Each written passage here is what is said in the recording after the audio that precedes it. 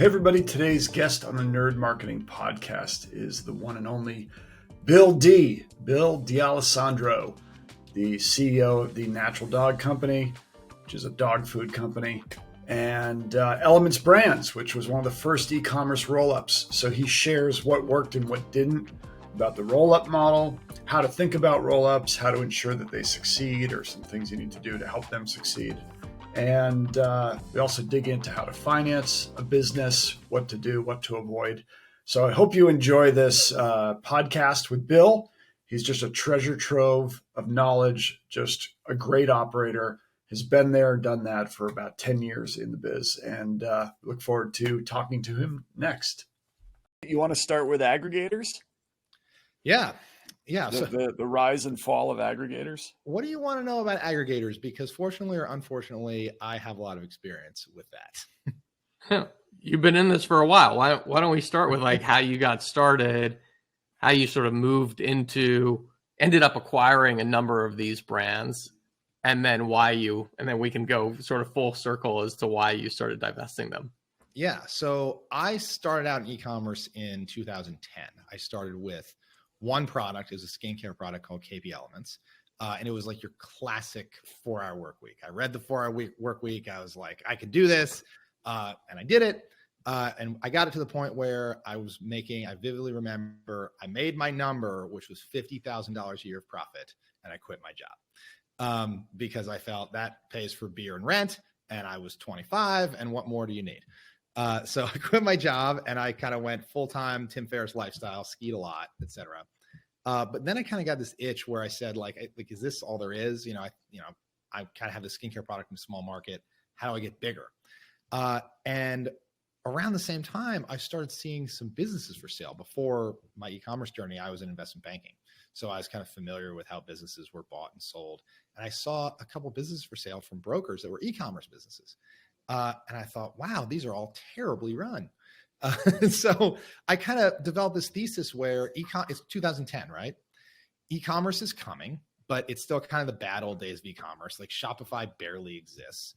Most stores are running on custom carts. Most brands are terrible at Facebook ads, right? We're actually about to go into the golden age of Facebook ads, and we don't know it yet in 2010. So I basically said, I can make money one of two ways. I can either open an agency and help other brands not suck at e-commerce, or I can buy brands and work from my own account and make my own brands not suck at e-commerce, right? So I could take the same brand and either work for them as an agency for salary or buy that brand. It's the difference between being like a kitchen remodeling contractor or buying the house, remodeling the kitchen, and then selling the house. Right. I chose to be the house flipper, although that is a terrible flipper is not a word that I would associate with the way we did it, but I wanted to own equity rather than sell my time. Was how I got into it. Very smart. And I remember I was in my New York apartment, and it was around the time, I think, I didn't even know if I had my first kid then, because it was the small apartment with my wife, and talking to you, I met you, I don't know, you, Darian, might have put us in touch, and you sent me a pitch deck on you were raising money to buy businesses. Did I send you that deck? Yeah. I don't know if it was like to roll them up at that point or if it was just to buy them. I can't remember, but I remember getting off the phone and being like, this guy knows his stuff. Like he's onto something here with this concept. And I don't know. Do you remember that deck? I vividly remember that deck. So that would have been, so at that point, so what I did is I kind of came to this thesis that I could buy other brands. I had one brand. I bought one more kind of classic SBA loan, every penny of savings that I had. It was another skincare brand. And that was the one I kind of cut my teeth on. It was bigger than the brand that I owned. That brand was called Nurture My Body. It still exists. We've since sold it. And then I bought a third brand. So we had 3 brands in the portfolio, and I bought the third brand kind of with profits from the first 2. But at that point I was tapped out.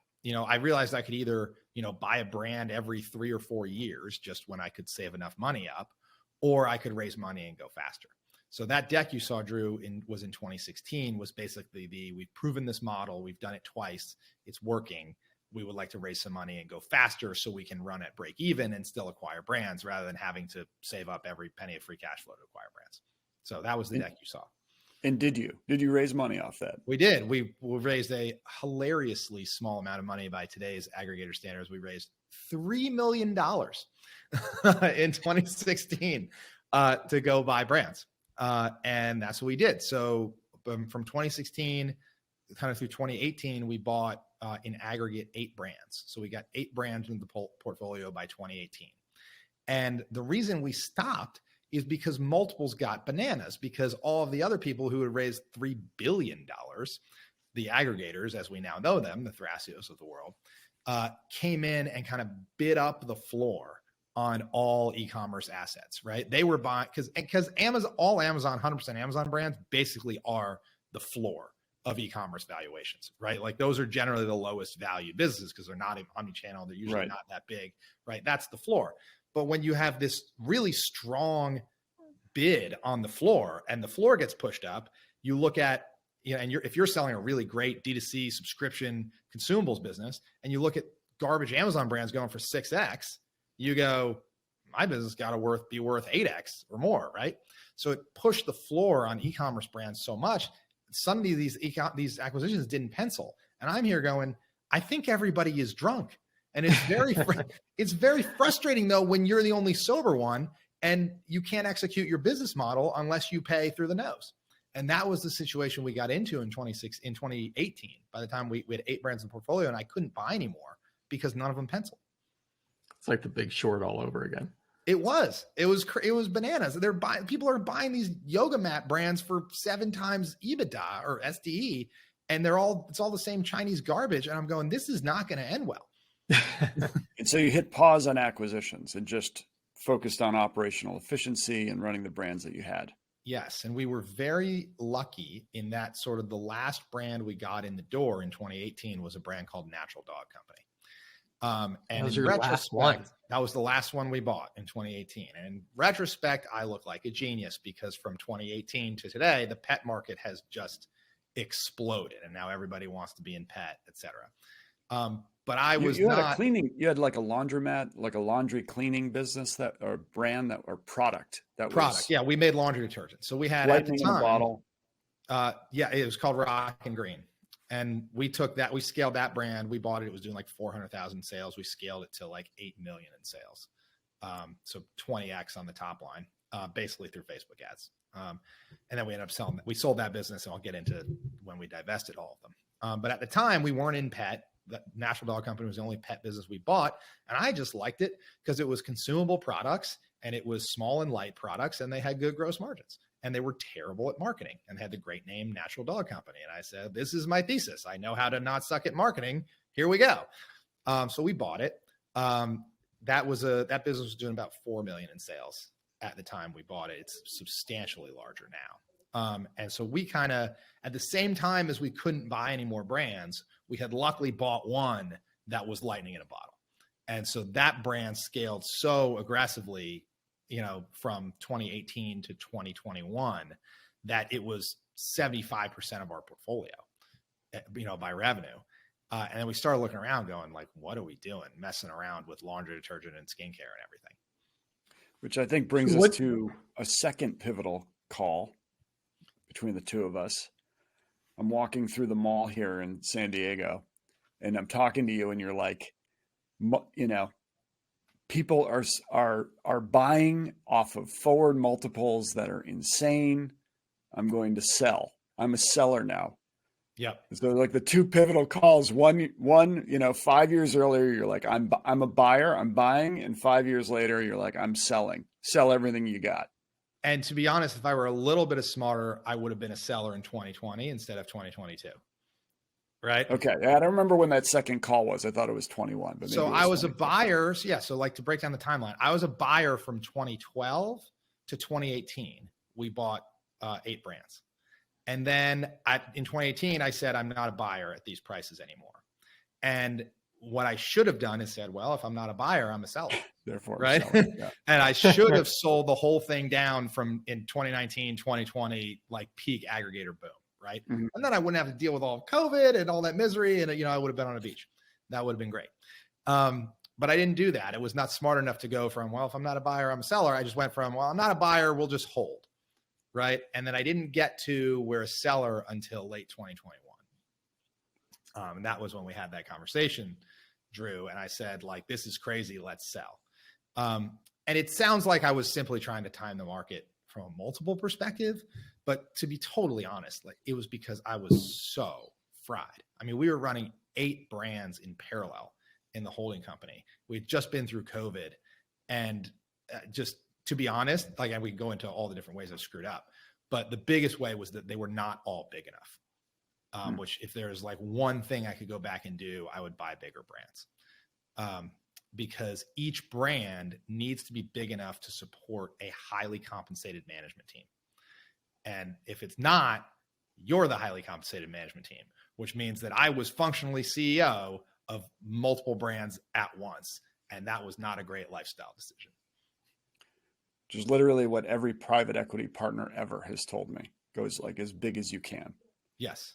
And only like in terms of doing a transaction, it costs the same amount of lift to buy a small brand as a big brand.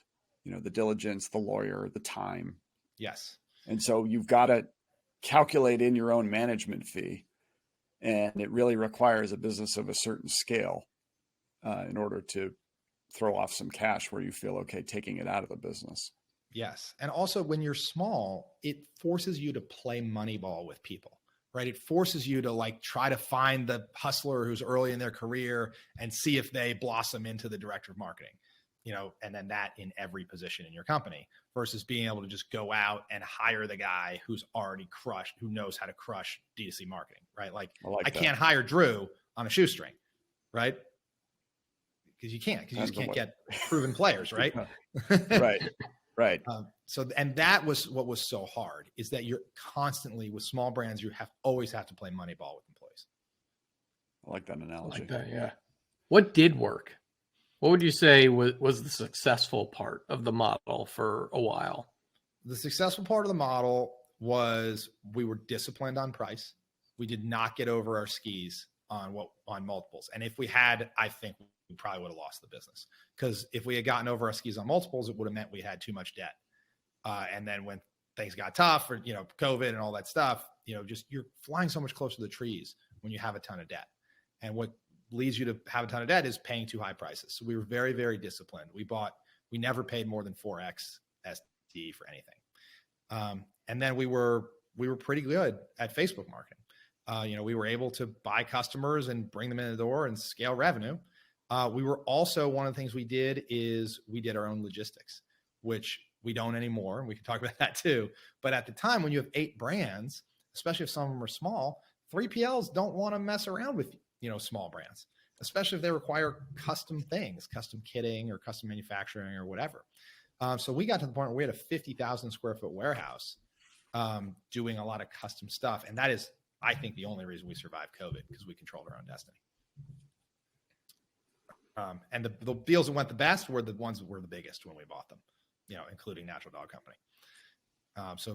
Whenever I bought a bigger brand, we did better. We were cost disciplined. And then, to be honest, and this is the thing that is you can only control if you're buying a business. And I didn't do it on purpose, but we bought in a great market. I mean, we bought in the growing market in pet, you know, with Natural Dog Company. And that has papered over a lot of mistakes, you know, with just this huge tailwind. So, I mean, be in a great market. That's my advice. Yeah. So if you're a company today that's looking to make an acquisition, or if you're thinking about sort of pivoting into thinking like this roll-up model is super sexy and I can do that, what would you tell somebody today? Would you say don't do that? I mean, I would say don't do it unless you buy businesses with at least $2 million of EBITDA, period. Because, I mean, it's one thing to go from 1 to 2. Like, okay, I'll allow you to buy a second business maybe. But like, if you want to have 8, they've all got to be $2+ million in EBITDA, because they've all got to have a CEO, right? And a CEO makes several $100,000. And if your business doesn't have, and then they probably need a head of marketing, they probably need a, you know, et cetera, et cetera. So before you know it, you're spending between $500K and $1 million on a management team. And if you got $1 million of EBITDA, that's your whole cash flow, right? And you've materially changed the cash flow profile of the business, your ability to service debt, et cetera, et cetera. So I would say, if you're going to build like a true holdco, you got to buy bigger businesses. Just did you ever try one management team for the whole thing? That's what I did the whole time, and it was terrible. Oh, I see what you're. Okay, got it. Yes, yes, that was miserable. I do not recommend it. And Drew, I mean, I know you've had some experience with the spin out of Auto Anything, and you guys had sub brands and whatnot, right? Did they function as different businesses? We had GMs at the head of every business who owned the P&L. Yep. We had some shared services across the org, and that did help. But it was key, I think, similar to your point. These businesses were at a scale where you could have senior leadership that had P&L ownership of each of those divisions. P&L ownership and also like domain expertise. So they were, if I had to describe them, they were more merchandisers than marketers. So they knew the customer, and they knew, we'd acquire a Jeep brand. So they just knew Jeeps in and out. They knew what the Jeep owner wants. They knew all the players in the Jeep category, more than how to set up a Facebook funnel. Right. So I think we were just kind of, I don't know if we set out to do that, but the natural GMs were all merchandisers. Yeah. I think that's the only way to not die, because otherwise you have to get so schizophrenic, especially if the brands are not all identical, right? Because you've got to pivot from, I don't know if the mind of a Jeep owner is the same as the mind of a Corvette owner, but like that copy is probably different. Like photography is the style, like all that is different.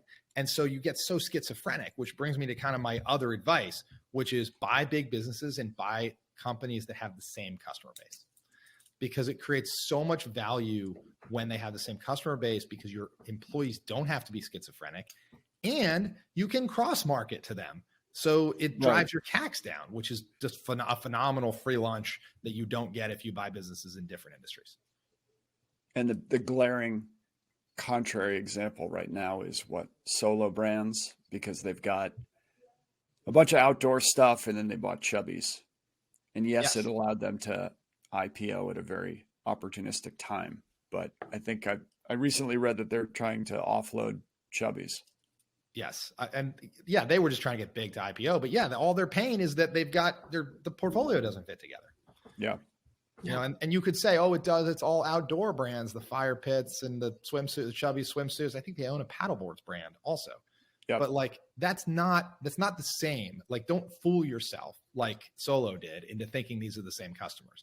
When I say the same customers, like the same customers for Solo Stove would have been like, I don't know, grills or like backyard, I don't know, landscaping or something. Like the same customer the same person will buy both products, right? And that is so key. So bigger brands and in the same category or very, very adjacent categories. Right. So now you're all in on Natural Dog, and you've also expanded into retail. Yes. What are your thoughts on making that move? When's the right time? How's that going? Okay. So retail. So yes, to catch us up, in 2021 and 2022, we sold all 7 of the 8 brands and went all in on Natural Dog Company. That has been a great decision from a quality of life point of view for me, for sure. And Natural Dog is doing better because of it also, because it gets all my focus. One of the things that we have been working on for the past several years is expanding that brand into retail. So think, Petco, PetSmart, those types of places. We've also done some business with Walmart. We also work with over 1,000 mom and pop independent pet stores. So we have a team of, I think there's 4 or 5 people, 6 people that just do retail. Now at this point, it's about 25% of our business by revenue. And but it took years. So the way we did it is we started cold calling mom and pop pet stores, giving product away for free, getting on the shelf. And we built that up to 1,000 or so. And then the regional chains start calling because they start seeing it. Right. And then you kind of beat your way into those doors. And then eventually Petco, you can make a case to Petco. Look, it did well in independents, did well in these regional chains. It's going to do well in Petco. They want us. It's very hard just to go to Petco and say, trust me, this product is great. They want to see a track record. And the other thing, by the way, you want to have a track record because you're going to goof up a lot. Retail is totally different than .com. .com, you get the money up front, you mail them one thing, and all the mailing is standardized, right? It runs through ShipStation, it runs through a 3PL. Like every box that goes out is the same, right? and they functionally never return it. Right now in retail, there's this whole negotiation up front on pricing, bill backs, marketing spend, trade spend, co-op. So like the price, you go to the retailer and you go, our wholesale price is 50% off retail. Sell the thing. You're going to sell a thing on your shelf for $10. We're going to sell it to you for $5. And the retailer goes, okay, that's great. Sounds good. But we require a 15% marketing co-op and a 5% allowance for returns. And so that's 20% that we're going to bill you back. So now your $5 you thought you were selling it to them is now $4. Right. And now, so, all right, you grin and bear it. And they go, also, there is a $12,000 per SKU slotting fee. Right. And that's one time, but you have to pay, and you're like, well, that was my whole profit for the year. Right. And you go, okay, well, I guess we'll make profit in year 2. We'll go for it. Right. So now you're in year 1, you're not making any money, but you're on shelf. Okay, great. Now they call you back after 9 months and they go, it's not selling. What we're going to do is we're going to put it on, our contract allows us to put it on 40% off. And now instead of selling for $10, we're going to sell for $6. That extra $4, our contract allows us to charge it back to you, the manufacturer. So you owe us $4 a unit. And you go, I don't have it. I already spent the money. I sold it to you for $4 a unit. What do you mean I owe you $4 a unit? And you're bankrupt. Right. And that's how Walmart bankrupts brands, because brands don't realize what it means to go into Walmart, how much margin you have to build into it. And also that you are still on the hook for that product until it moves through their register, because in .com, like you're done, you mail a box, you're done. But you're not done with retail until it moves through their register. And there's marketing around that. And there's in-store merchandising around that. I got all kinds of horrible stories about in-store merchandising. It's just a very, very different business than e-commerce. Yeah, I think that's really helpful and interesting how you approached it. We've talked a number of times about the risks of going blindly into retail and the gotchas that exist there. But having that approach of starting with more mom and pop and getting validation for yourself that it's going to sell through at retail before you end up. I think a lot of brands are thinking like, I just need to go straight at Walmart. I need to go straight at Kroger. I need to go straight at Target. To your point, the risks that exist there could be catastrophic, whereas you built up validation and data among us, a less risky group of retailers, such that you could then pursue retail a lot more big box mass market more intelligently. Yeah. So you're proving that you're proving to yourself and to your future retail customers that this product is going to sell through, but you're also learning how to do it, because I mentioned like on D2C, all the boxes are the same. Every retailer is going to send you what's called a vendor routing guide, which is basically you send us a pallet. It needs to be on a plastic pallet, not a wood pallet. It needs to be wrapped in black plastic, not clear plastic. Each box has to have EDI labels like this, and the pallet on top of the black plastic has to have a label on all 4 sides, and it must be delivered within a 4-hour window of when you make an appointment. Oh, by the way, did you know you had to make an appointment to have it delivered? So like that, like you want to do that on a small scale, like not at Walmart, to build all of the muscles in order to deliver an order that way, right? Even though muscles at your 3PL or at your own logistics, before you cannonball in Walmart. Because guess what? If you ship it on a wooden pallet instead of a plastic pallet, they're going to charge you $500, and they just take it out of their bill, right? So there's all these muscles auditing their bills. Like we had Petco, for example, they just short paid us by 30 grand a few months ago. And we said, well, WTF? And they go, oh, it's a bill back for such. And we go, well, actually, if you read the contract, that bill back is not in our contract. And they go, oh, sorry, here's your 30 grand back. Yeah. Like that's how they do business. So you have to, like, we now have a bill back auditing process. So there's all these parts of going into retail that you don't see coming as a D2C brand. And that's why you got to start small, because you want to hit these things when they're speed bumps, not brick walls in front of you. But it's worth it eventually. Oh, yes. Yeah, we do. We are very profitable in retail. But it's because I knew, for example, a retailer that shall not be named, which we launched into recently, came into us. They asked for a $200,000 slotting fee. Just pay up front. And because we had a whole bunch of experience in other retailers, we looked back across the table and said, no, 0. we paid, instead of a $200,000 slotting fee, a $20,000 slotting fee, because we knew what we were doing, right? And so now but that's in everybody's best interest, because that relationship is profitable for us now, right? If we had been paying them $200,000 to get in, we're not making any money. Like, it's treading water. And by the way, the slotting fee is never one time. If you're listening here and have agreed to a one-time slotting fee, the reason why it's never one time is they come back to you next year and they go, do you want to keep your shelf space? And you go, well, of course, the product's selling. And they go, well, that'll be a $200,000 stay on shelf fee. And you go, that's BS. You said the slotting fee was one time. And they go, well, I don't know, man, this other brand is willing to pay us a $200,000 slotting fee to take your space. So would you like to pay the $200,000 stay on shelf fee, or goodbye? And that's how they get you. Wow. So yeah, the slotting fee was one time, but now they just changed the name to something different. It's the stay on shelf fee. Writing these ideas down for my future retailer. Right. I think this is actually an interesting segue to something else I know you've talked a lot about is financing and businesses taking financing, whether it's raising, but specifically through financing options based on receivables or cash flow or other things. And I could imagine a lot of brands thinking like, okay, well, in order to support my retail launch, I need to take on some debt. But once I do that, I'm like golden, because now the stuff's going to sell through a ton at retail. I'm going to start generating a ton of cash. I'm going to have no problem servicing that debt.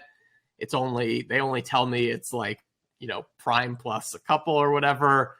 How do we get into trouble there too? Okay, so I feel like this is like my soapbox, which I'll keep to a minimum, but it cannot be said enough, because I see more brands. It's now February 2024.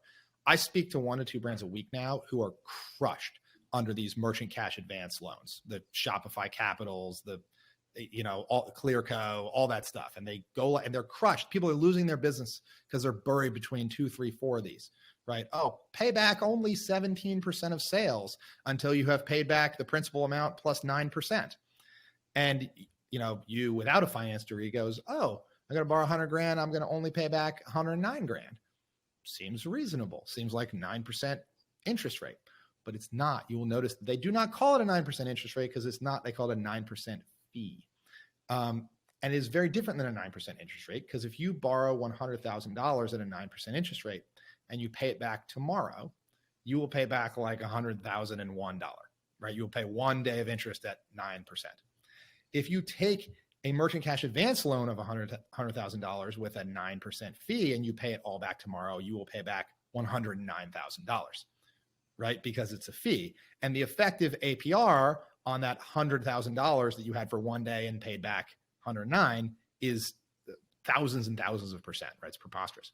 And that same logic extends because you pay back a fraction of your sales every single day, right? So they take $109,000 in this example, and they divide it over, several months of daily payments. So that first day you paid back, $1,000 of the 100,000, but you really paid back $1,000 plus $90 of that 9% fee. So the same logic applies. You had that money for 1 day and you paid the 9% on it.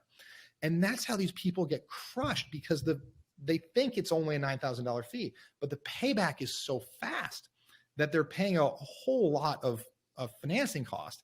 And then what happens is they need to take another one.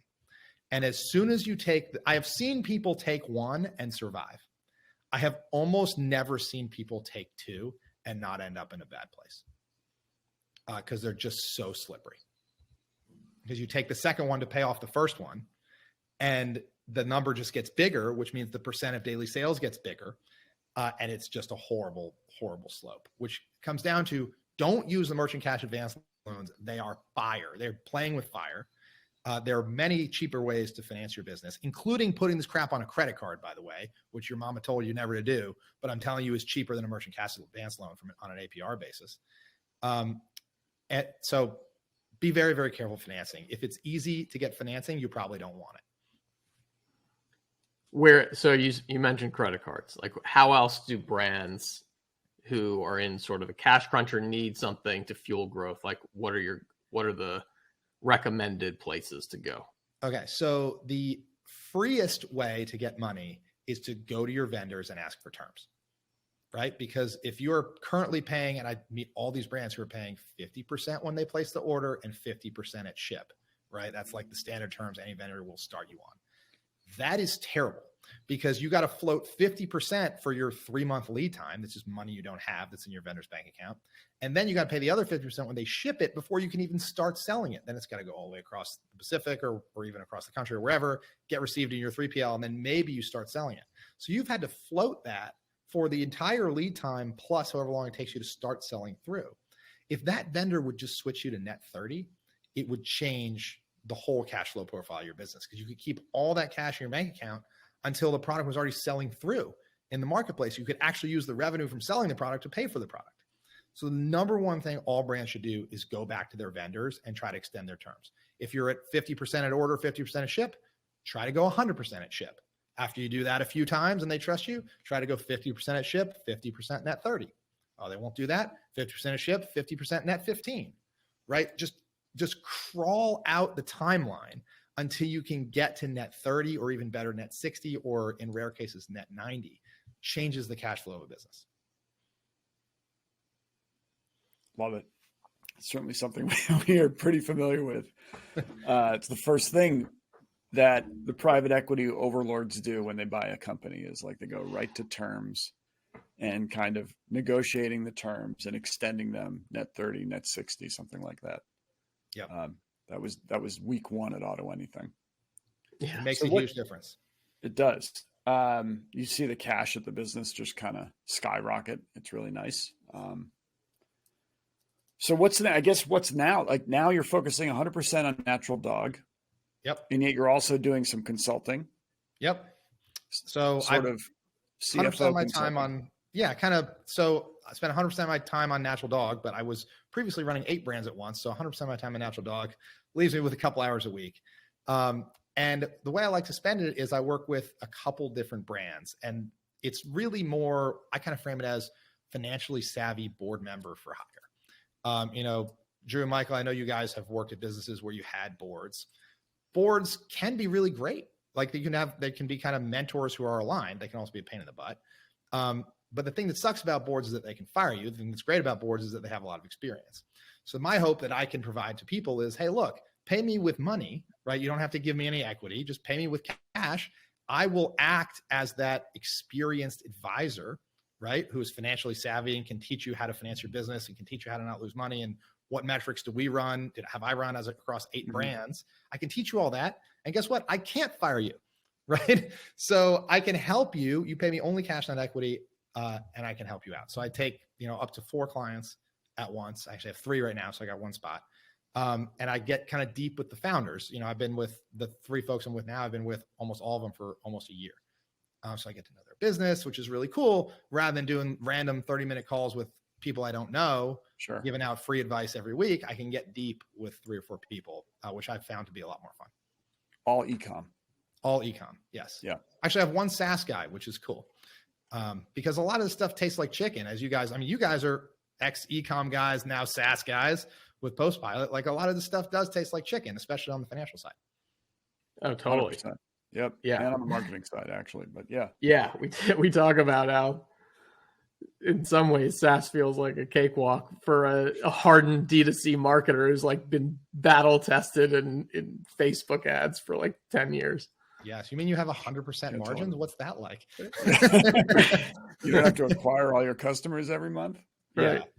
Yeah. Incredible. Great. So what we like to ask, like, what would you start today if you were starting from scratch? What do you see as the opportunities right now in February 2024? So I'll tell you what I'm not going to say is I would go back into e-com. You guys were like, oh, the SaaS is way easier, but everybody goes into SaaS. So if I were going to start over, and I will do this at some point, I don't know that I'll run Natural Dog for the rest of my life here.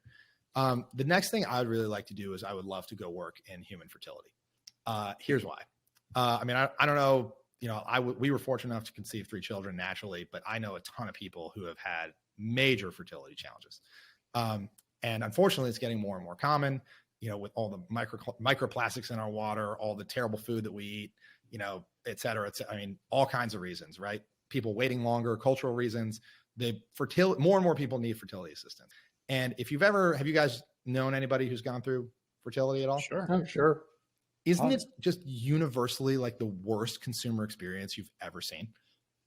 Expensive and the worst. Yeah. Expensive and the worst. Two right? things I hear. Yes. It's so expensive and they treat you like dog crap. And like you're buying a car every time you go through IVF and they're like, you're lucky to be here. Right.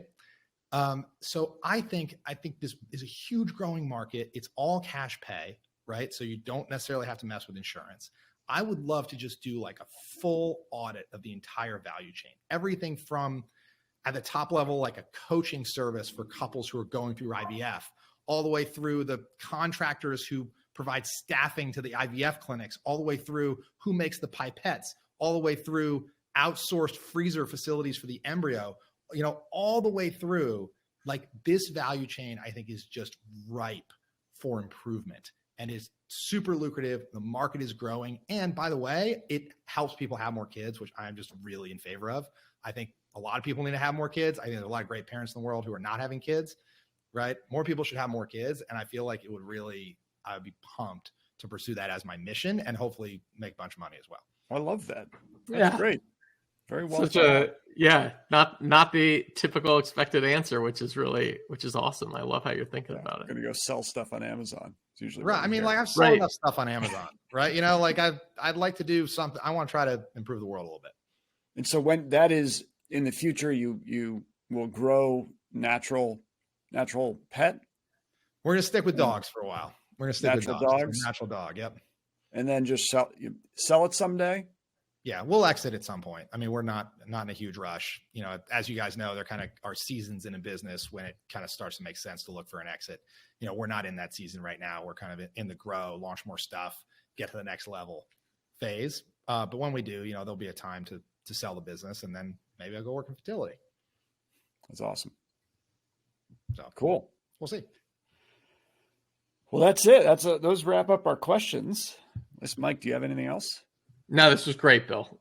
Somebody I've respected for a really long time in this industry, and it's been around a while, like us old guys. And it was great to have you on. Thanks, man. I appreciate you lumping in with us old guys. That's nice of you.